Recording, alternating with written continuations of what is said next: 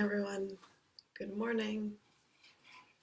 Hopping on here on Facebook Live and Instagram Live for again our inspiration towards Ayurvedic Dinacharya. Over the years, I've been sharing Dinacharya in various ways. This daily routine, this Ayurvedic daily routine, it's been shared through so many different forms in workshops and teacher trainings, and it's always so beautiful for me to see the way in which this impacts people's lives. So many years later, I'll hear how they're still bringing some of these daily practices into their lives. Good morning, welcome everyone. So beautiful to see you all. So this morning we're going to hop into another one of the morning rituals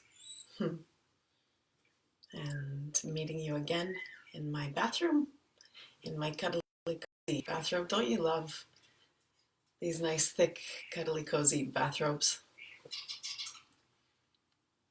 I really suggest, if you don't already have one or two of these, to maybe order yourself one or two, because as we move towards some of the other practices like abhyanga, like oil massage, you're going to notice that that it's helpful to have a robe, to have something. Good morning. Good morning. Okay, so this morning we're hopping into, as I said, another one of the practices. Yesterday we talked about what we can do with teeth and with mouth. So in the last couple days we touched on tongue scraping, then we talked about danta davana, we talked about tooth brushing, and we also talked about gandusha, or oil pulling. So we've looked at all of those, and we talked about apas as well, the water element, as it connects to the mouth, and how as we clear this area, we're actually cleansing, clearing, and purifying our relationship to the water element. So we've touched on that in the last couple days. And then today, what we're going to touch upon is, it actually in the Ashtanga Hridayam, in this text that I suggested to all of you that you might be interested in looking into. In that text, actually, this practice comes outlined before we do a couple of those other practices. So my Ayurvedic Guruji, Dr. Vasant Lad, suggested it in a specific order, and it's similar to the Ashtanga Hridayam, and we don't want to deviate too far away from that certain order. Also, you're going to see physically there's reasons why, but this is kind of, I'm going through the order that I would suggest for you to do these in the morning. So the one we're looking at, good morning, the one we're looking at this morning is with the eyes. So now we're coming to the sense organ of the eyes. So if the mouth relates to water, I'm wondering, I can't get feedback from all of you, but we went over the elements and their connection to the 5 sense organs. So I'm wondering if you all remember what the eyes, which one of the bhuttas, which one of the elements the eyes connects to. Anyone remember? Anyone want to put it in the chat? So we have those 5 Maha Bhuttas, 5 great elements. So if you remember, we have earth, water, fire, air, and ether, space. And each one of them connects to one of the senses. And we said that the mouth connects to water, connects to apas. So anyone remembering what the eyes connect to? What they are, a portal of ingestion, which one of the elements is ingested through the eyes? Yes. So as Raman is suggesting, fire. Yes, great, Stephanie. Wonderful, wonderful, Pamela Wilson. Wonderful. Ah, that's nice. It's nice that we can have some dialogue in this mode. Yes, Selena. So the fire element. So the fire element is called Agni. We'll talk more about Agni at another time, because Agni is absolutely revered in the Vedic and the Ayurvedic tradition, especially the Jatar Agni, the digestive fire. And so the eyes absolutely correlate to the fire element, to Agni. What that means is that, of course, when we use the eyes, we are receiving all the different elements. We see and receive things that are watery, that are earthy, that are airy, that are ethery, that are spacey. But there's something specifically inherent in each one of the senses that helps that element to live and balance more effortlessly. I hope we're back on. Live more effortlessly in through our system. Okay. And so with the eyes, it's the fire element. So what does it mean then if the fire element is not balanced or isn't harmonious? Let me try. Okay, I'm hopeful that the connection will be flowing for you now. So if the fire element, let's talk about firstly, if the fire element is flowing, what it's responsible for. So if the fire element is flowing and it's doing what it's needed to be doing on all layers of our being, it contributes to the following. So physiologically, obviously fire contributes to temperature and heat. Physiologically, fire also corresponds and is responsible for our digestive fire, so digestion, absorption, metabolism, all of those things are responsible for the fire, or the fire element is responsible for them. Even the glow of our skin, so kind of that radiance that moves through our skin, is again the fire. Generally, all the processes that happen in our physical system that require digestion, transmutation, metabolizing, so when one thing is converted to another, any conversion processes that are happening, which are happening in all the different systems, being able to convert one thing to another, that's, or absorb, that's the responsibility of the fire element. So sometimes in simplistic terms, we just think, oh, it's just the digestion or the fire element is responsible for temperature. But everything else that has to do with transmutation, conversion, all those sorts of processes in our system is the fire element. Now, sort of energetically, emotionally, psychologically, the fire element is also responsible for all the qualities of fieriness, but in a harmonious way. So if fire is balanced in our system, it means that we have a certain fire, a strength, a direction. We have motivation. There's a certain inner confidence without arrogance. There's a seatedness in our own strength, a seatedness in our own confidence in being here. There's a certain meaning and purposefulness. The fire allows one to really have perseverance.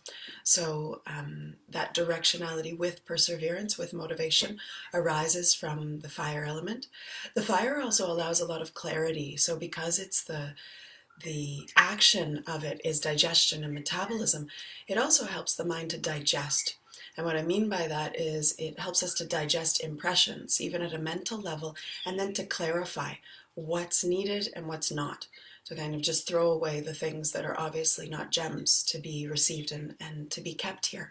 And so the fire element is very clarifying. It creates clarity in the skin, it creates clarity in the digestion, but it also creates clarity in the mind. If the fire element is lacking, one can, for various reasons, deal with things like indecision, lack of motivation, lack of sort of self-confidence, and this real, lack of clarity. So there's a clarity, a brilliance, and an intelligence even that arise from the fire element in the mind. And maybe at another time we will talk about the doshas and we will talk about the sub-doshas.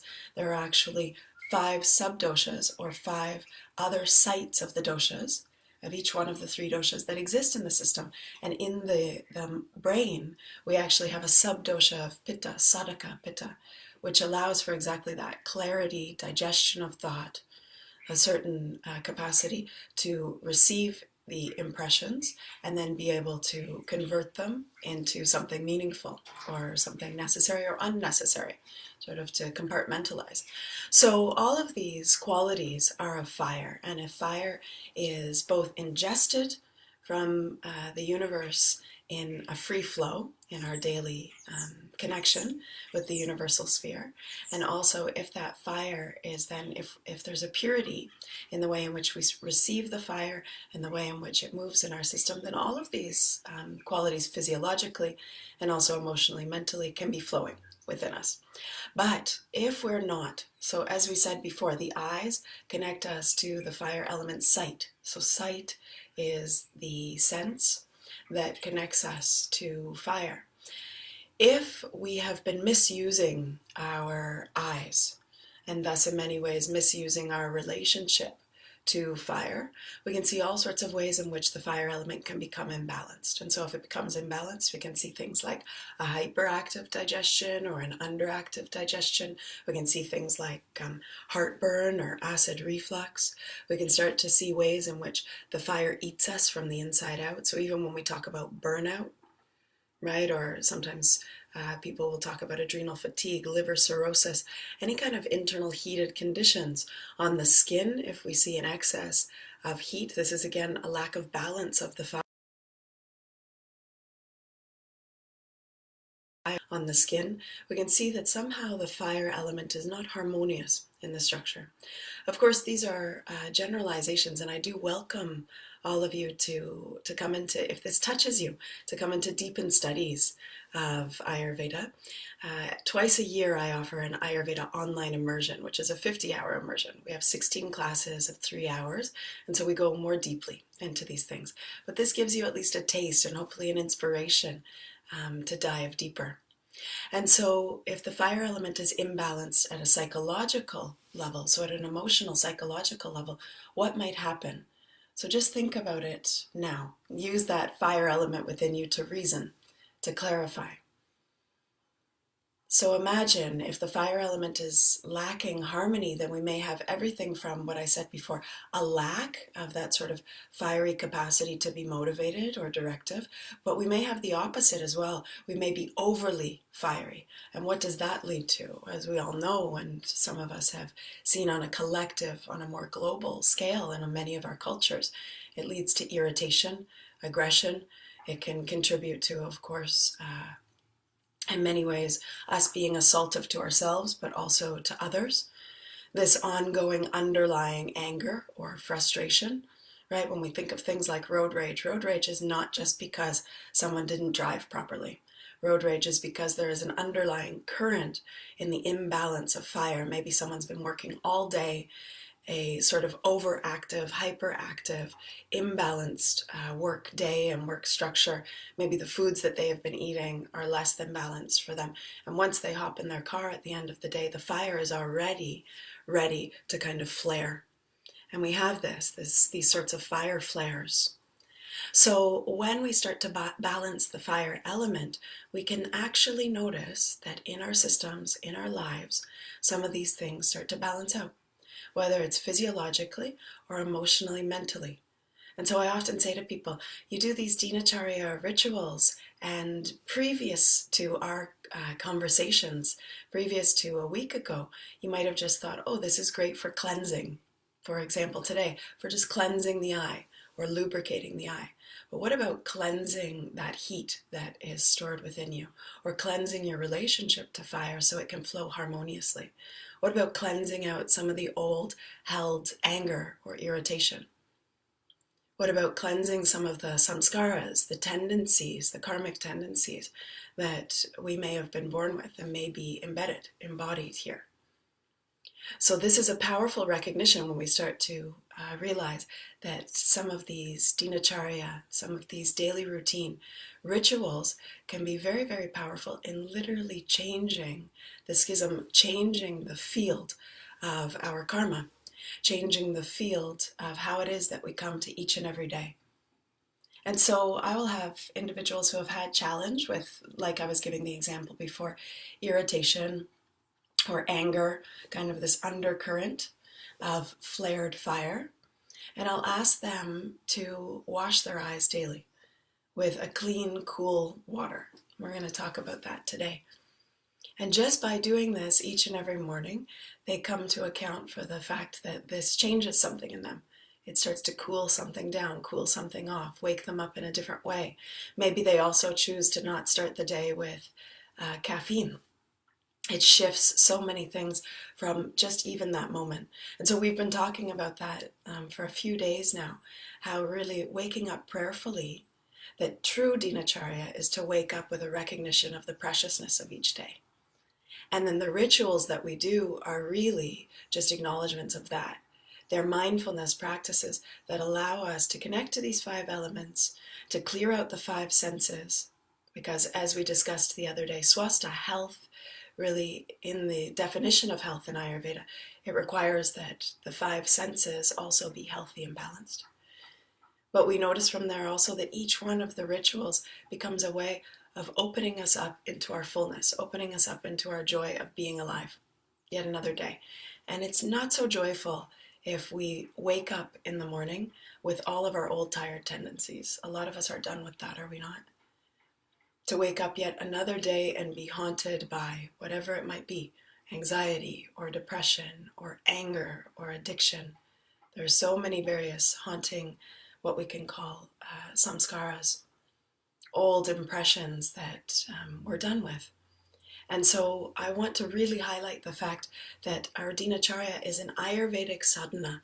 It's a daily practice, a daily truth revelation that really allows us to clear out into our own goodness, our own fullness, our own wholeness, and to show us the things that are simply conditionings and that don't need to be here to stay.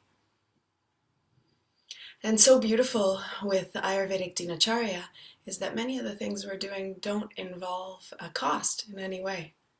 So as I was showing you yesterday, the tongue scraper, okay, yes, you purchase a tongue scraper maybe once or twice in your life.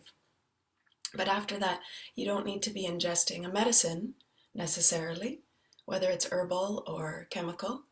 It doesn't require a daily supplementation, but instead it allows the body to return to its natural harmony, to its natural balance, to its already is, to its capacity to already orient towards health. You see, this is what the systems, including this earth, are always attempting to do, to return to their naturalness. And that naturalness is health, is wholeness, is healthfulness. So actually even dis-ease, the diseases that we exhibit in our own systems, but also in the planetary system, and even today we can say this as well, it's an attempt, the disease is an attempt to return towards balance, to bring harmony, to even out the scales in many ways.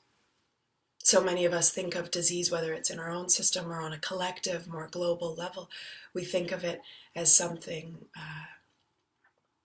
that's going wrong. Let's say it in that way, that's going wrong. And it's not to say that Ayurveda says, yes, we should all be manifesting disease, that disease is the ultimate way towards healthfulness. No, that's not what I'm saying. But I'm saying it's definitely a marker, an indicator, and it's the attempt of the system to return towards health. We know that. For example, you get a fever. Why do you get a fever? Just because the body wants to make you suffer through excess heat and fever and maybe hallucinations. You get a fever exactly for the reason of the body increasing immunity, throwing out, whether it's bacterial or viral, trying to deal with, by raising the temperature, trying to deal with, digest, and compute what's going on, and to rid the body, to rid the system of it. Even collectively, we see that this is also the way the collective system or the global system deals with these things. Okay, so this morning's ritual is in Ayurveda. They spoke of Anjana, which is putting almost like a serum or an oil or a kajal into the eyes. And we're going to look at what that is. And in the yogic tradition, we also have a practice that deals with cleansing the eyes, which is called Chaksu Dhauti, which is called the eye cleansing. So I'm going to show both of those to you this morning. So Chaksu Dhauti is quite a simple one. You can use very clean water. So if you don't trust your tap water, I trust my tap water. We had it actually tested here. But if you feel like you want cleaner water, because I know even in this tap water, there is a small amount of chlorine. So if you want to use a clean spring water, or you want to use a water that you trust more, then you can do so. And Chaksu Dhauti involves exactly that, cleaning the eyes, cleansing the eyes. And so the easiest, simplest way that we can do it is with fresh, clean water. And the next simplest way we can do it is with the cup of our hands. You see, so many parts of our body are corresponding, and you start to see the majesty and the sort of mystery and the beauty of the body.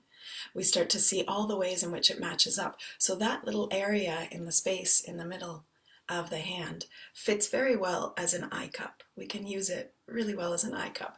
But if you want to use an actual eye cup,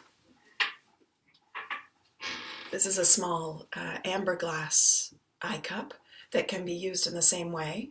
The other thing that I suggest to use is you can even use goggles. So you can purchase glass goggles, and you can just cut out one side of the goggles, if you can't find an eye cup, and you can always use that for this practice as well. But I like to use my hand because it's just like some of us have spoken to, or we might have more time together in this way to speak about actually eating with our hands as well, the pranic connection that happens. So there's something powerful that happens when we connect with our hand as well. So introducing this water element to the eye, what might it do to the fire? And especially if this water is cool. So what it does in the morning, of course, it cleans out the eyes. All of the orifices are cleaned in these practices of Dinacharya. They're purified. But also something happens energetically.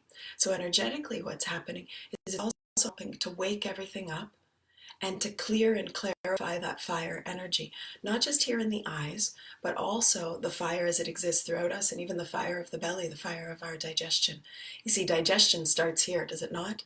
You see something that you're going to eat, and already by seeing it, what wakes up? The belly starts to rumble, or the tongue starts to have more saliva as you're ready to receive that food. So cleansing the eyes is, of course, extremely important today. How often are we using our eyes? We use our eyes 90% of the time out of all of the senses, actually. Especially today. We receive so many impressions through the eyes, and especially today, in that even as we speak, what are we doing? We're online, right? So being online, having more time online, there are more and more conditions and challenges, of course, with the eyes. There's more nearsightedness. So actually, again, as I've been mentioning, with all these Dinacharya practices and with all the senses, it's very important to get in nature, because the nature will clarify to the best. It will be the best Dhauti, the best cleansing for all of the senses. Gazing at natural impressions, gazing at water, gazing at flowers, gazing at the aliveness of trees, gazing at other human beings, even if they're 6 feet or farther away. Using our eyes for natural impressions is a Dhauti in and of itself. It's a cleansing in and of itself.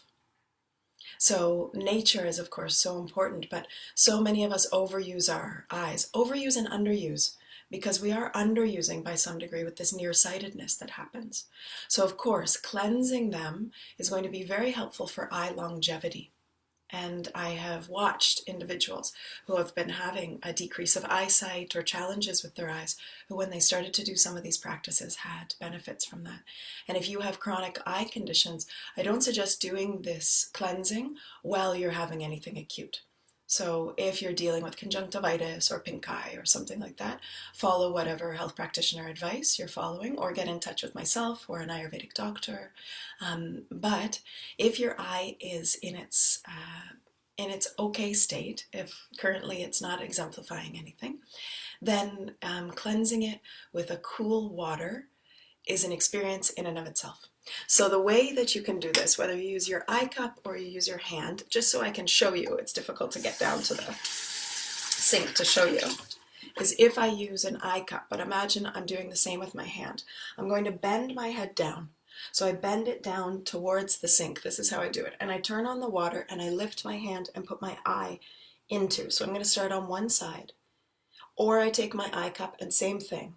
I put the eye into it, and then I roll the eye around, even blinking. So rolling the eye in the water. So in this way, rolling the eye as much as possible in the water.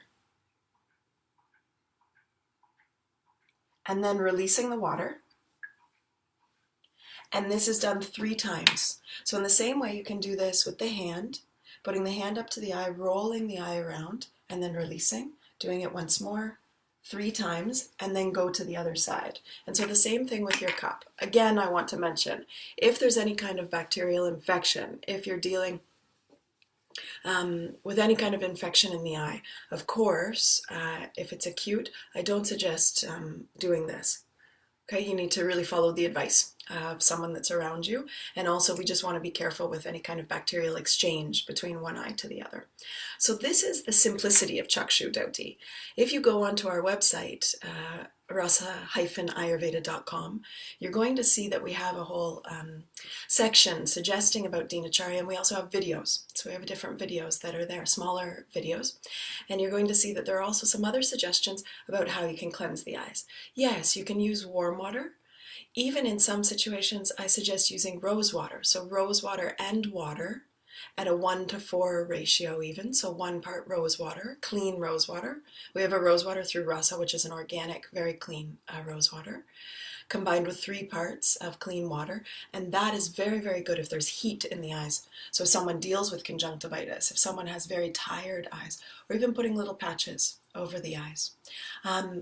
Otherwise, you can also, you'll see that in the suggestions of this Chaksu Dhauti, I've even put something called Triphala eye wash, which is a certain herb that we can create a decoction of and cleanse the eyes. But again, that's something I suggest that you be more versed around and maybe connect with myself or with another Ayurvedic doctor or practitioner to know more about that. But that's excellent if we have kapha, stagnancy in the eyes. So this is the cleansing of the eyes. Then you gently dry off the eyes. And then once the eyes are a little bit drier, so you don't want to do this right away. So sometimes I actually do some of my other Dinacharya before I introduce Anjana or Kajal. So this is Kajal. It is a medicated herbal eyeliner, is what we can call it. This is also a little pot of Kajal. Let me show you. And so it's a combination of camphor and oil or ghee, clarified butter, as well as ash. And so in this, what we're doing is we're actually going to apply this on the lower lid. So if I use this one, what I do is just use the actual pencil on the lower lid, or put it onto the finger. This third finger on the right hand is the finger that's often used for tilak on the third eye, that's used to really bless this area. So similarly, it's beautiful to use it on this lower lid, because what's happening with this is we're blinking in the oil, the camphor. It can have other herbs in it as well, and those are moisturizing and lubricating and helping to ward off pollution throughout the day, which is a very, very powerful practice. When I started using this and doing this, this really changed the clarity of my eyes, and it really, really helped me with pollution getting into the eyes, especially in traveling. Rose water is quite good to use for pitta dosha, especially. Someone was asking. So with either this pot or with this one, rubbing my finger onto it, you see, I have this. And then let's see if I can do this in here for all of you rather than in the mirror. So if I take the eye down, and then I just gently line the inner of the eye. So you can see the difference, obviously, the clear difference between the two eyes.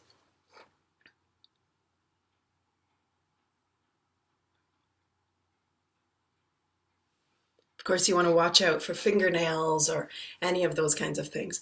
And then basically this starts to blink into the eye. Many women, and you'll see this in India, use these beautiful herbal eyeliners. In Egypt, this was also used. In countries around the world, this helps also with excessive sun, but it definitely helps to lubricate the eye. Like I can already feel the cooling effect of the camphor, the lubrication of the oils. The other option, if you don't have a kajal at home, we have these kajals, we sell these kajals at Rasa Ayurveda. But if you don't have one of these and you want to lubricate the eye, another option is just take a drop of oil. So I have a pure ghee or a pure sesame oil. I don't use ghee because I live a vegan lifestyle, which is quite controversial as an Ayurvedic practitioner. Anyhow, so a drop of sesame oil here, placing it again on the third finger, and then just taking it into the corner of the eye and blinking it in. On the other eye, and blinking it into the eyes. Just a gentle amount. You're not taking a whole drop of the oil, and you let that start to lubricate the eyes. This is especially wonderful for those of you who do deal with dry eyes or any of those kinds of issues. So now I look like I have makeup on in the bathroom.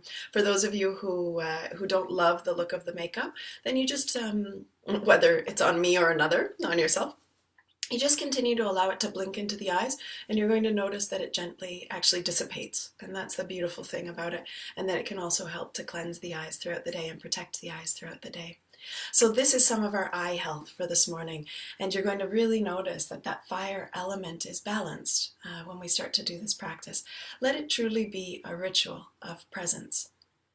So connecting, feeling the eyes, feeling that sensation of the water cleansing the eyes. Feeling the sensation also. Each one of these can be a total and complete awareness practice where you're absorbed totally there. So this is the offering for each and every one of you now. I truly hope that this will contribute not just to your eye health, but also that it will contribute to more harmony on this planet, to be honest, in our relationship with the fire element. A little less anger, a little less intolerance, a little bit more love and compassion amongst us, and to really, truly contribute to clear seeing. May we all really use these eyes as a sight of the heart. May our eyes be a channel of seeing from somewhere deeper. So, blessings to each of you this morning, and sending love to all of you wherever you are in the world, and hoping that this is contributing to your daily routine. We will meet in just a minute for meditation together. Okay, namaste everyone. Bye.